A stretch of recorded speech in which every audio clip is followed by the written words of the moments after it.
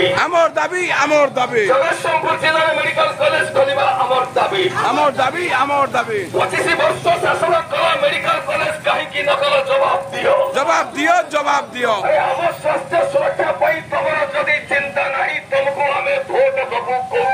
कोथि पाई महाराणा नवनिर्माण कृषक संगठन राज्य कार्यकारिणी सदस्य आम प्रदर्शन करुँ तार एकमात्र कारण है जगतसिंहपुर जिले में जनसंख्या 14 लाख टपिला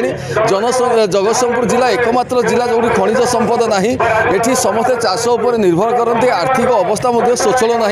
तेणु ये गोटे सरकारी मेडिकल कॉलेज निहाती आवश्यकता अच्छी यही सारा ओडिशा रे जगतसिंहपुर जिला हूँ 1 नंबर शिक्षित जिला तेणु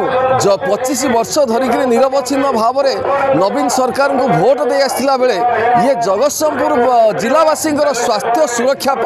नवीन पट्टनायक जो वैमात्रिक मनोभाव प्रदर्शन कर विरुद्ध में आमर ये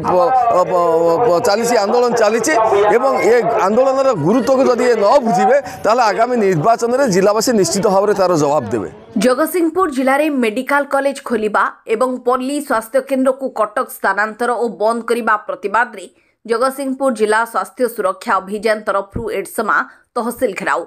तेबे जेतेबेले जनसंख्या वृद्धि रे जगतसिंहपुर आगरे अछि जेतेबेले शिक्षा क्षेत्र में जगतसिंहपुर आगरे रही जेतेबेले जगतसिंहपुर पई एक मेडिकल कॉलेज निहाती दरकार सेतेबेले सरकार जगतसिंहपुर कथा भूली जाई अन्य जिले में खोलुछंती मेडिकल कॉलेज ताहाको दृष्टि रखी जगतसिंहपुर जिले में मेडिकल कॉलेज खोलिबा एवं पल्ली स्वास्थ्य केन्द्र को कटक स्थानांतर और बंद करने प्रतिवाद रे एडसमा तहसिल घेराव करने सह तहसिलदार जरिया